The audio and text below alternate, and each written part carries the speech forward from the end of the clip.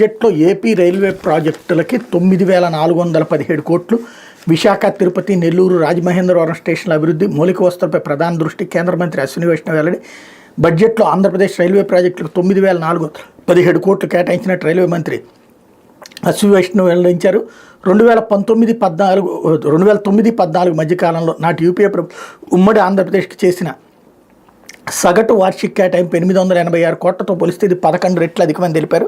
ఆయన సోమవారం ఢిల్లీలోని తన కార్యాలయం విలేకరులతో మాట్లాడారు. ఏపీ ముఖ్యమంత్రి చంద్రబాబు నాయుడు అన్ని ప్రాజెక్టులకు పూర్తి సహకారం అందిస్తున్నారని, కేంద్రం రాష్ట్రాల మధ్య మంచి సమన్వయం నెలకొన్నందున ప్రాజెక్టులన్నీ వేగంగా ముందుకు కదులుతున్నట్టు చెప్పారు. ప్రస్తుతం ఏపీలో 80,097 కోట్ల నిధులతో 43 ప్రాజెక్టులు పురోగతిలో ఉన్నాయి.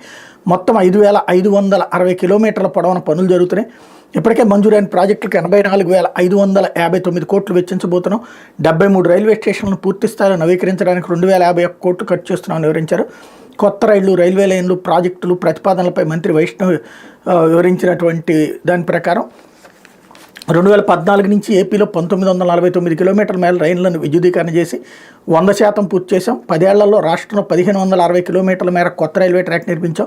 ఇది శ్రీలంకలో ఉన్న మొత్తం రైల్వే నెట్వర్క్ కంటే ఎక్కువ అన్నటువంటి విషయాన్ని హైలైట్ చేశారు. ఆర్థిక